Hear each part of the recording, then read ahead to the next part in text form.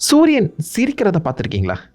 2022 நாசாவோட solar dynamic observatory சூரியனை இந்த ஒரு வீடியோ எடுத்தது. வழக்கம் போல் சூரியன் பார்த்தா உங்களுக்கு தெரியும், ஆனால் அது கொஞ்சம் கொஞ்சமாக திரும்ப அதுக்கு 2 கண்களும் ஒரு வாயு இருக்கதான் நோட் பண்ணாங்க. சூரியன் நம்மளை பார்த்து சிரிக்குதுன்னா செல்ஃபோனில் மெசேஜை டைப் பண்ணும்போது போடுற அந்த எமோஜி ஃபேஸ் மாதிரியே இங்கே ஒரு எமோஜி ஃபேஸை ஆக்சுவலாக அந்த சூரியன் உருவாக்கியிருக்கு. எப்போ அது சத்தியம்?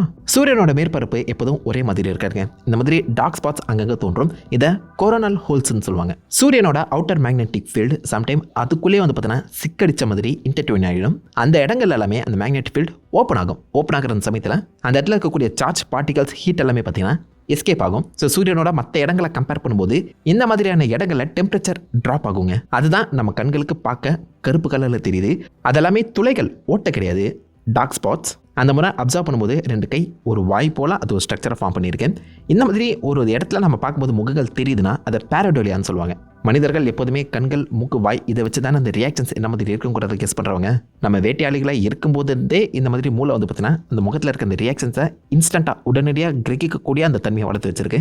அதனாலேயே மோஸ்ட்லி ஏதாவது ஒரு 2 கண் வாய் மாதிரியான ஒரு ஸ்ட்ரக்சரை நம்ம பார்த்தாலே நம்ம மூளை அதோடைய அந்த மொத்த ரியாக்ஷனையுமே அனலைஸ் பண்ணி அதனால் நம்மளுக்கு ஏதாவது ஆபத்து வருதா இல்லையாங்கிறத உடனடியாகவே ஒரு சிக்னல் அமைச்சிடும்.